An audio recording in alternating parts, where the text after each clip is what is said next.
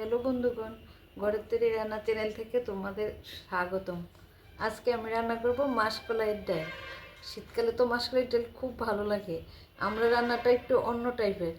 আগে মাসকলাইটার খোসাটা ছাড়িয়ে নিলাম, তারপর একটু গ্রাইন্ডারে পেস্ট করে নিলাম। দুই ভাগে করলাম, একটু আস্তা আর একটু বেশি গুঁড়ো। রান্নাটা দেখতে থাকো। মাসকলাই আমরা রান্না করবো আজকে বড় মাছের মাথা দিয়ে। একটা কালীবাউস মাছ আর একটা রুই মাছের মাথাটাকে কেটে ধুয়ে টুয়ে নিলাম।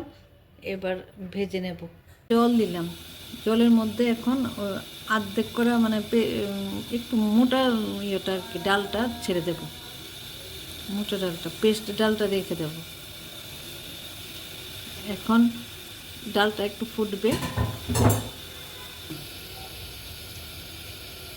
কড়াইতে তেল দিলাম।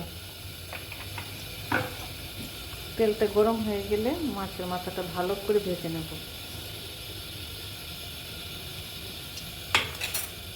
তেলটা গরম হয়ে গেছে, আমার মাথাটা দিয়ে দিই।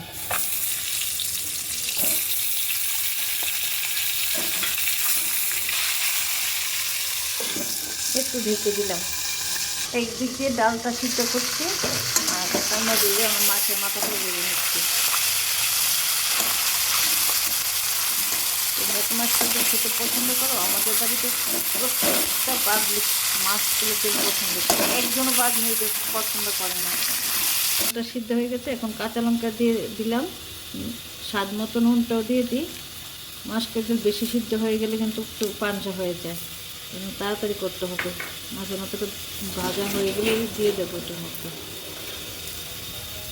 মাথাটা একটু ভেঙে দিলাম, মাছের ভিতরে কাঁচা থাকবে, ভালো করে ভেজে নিতে হবে। না মাথার একটা গন্ধ থাকে না, বাজে গন্ধটা ডালের মধ্যে চলে আসবে।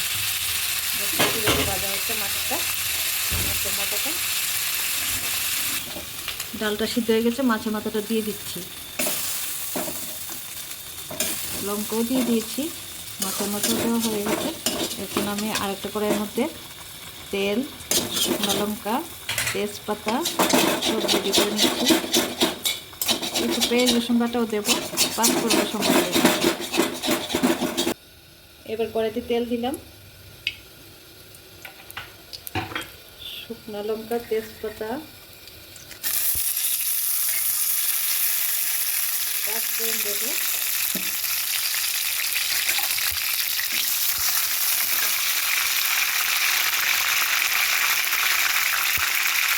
দিয়ে দিলাম।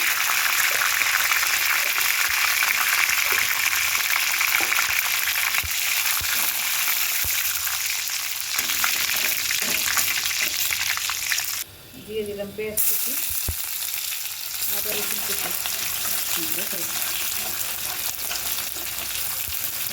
একটু ভাজা হয়ে যায়। এবার সোমবার দিয়ে দিচ্ছি ডালটা। দারুণ তেল বেরিয়েছে।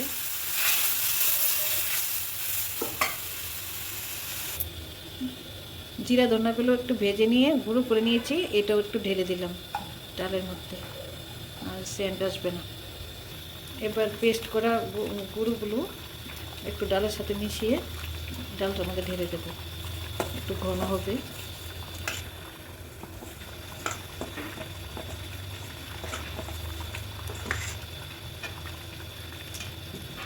ভালো করে মিশিয়ে দিতে হবে, না একটু না মিশলে একটু ভালো লাগবে না। ডালটা বেশি সিদ্ধ হয়ে গেছে, ঢেলে দিয়েছি গুঁড়োগুলো। এবার ধনে পাতা দিয়ে নামিয়ে নেব।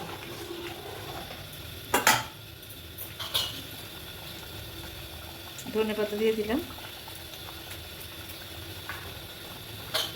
এবার গন্ধ বেরিয়েছে। বন্ধুরা, আমার রান্নাটা তো দেখলে, তোমাদের কেমন লেগেছে লাইক করবে, সাবস্ক্রাইব করবে, শেয়ার করবে, কমেন্টে বলবে কেমন হয়েছে।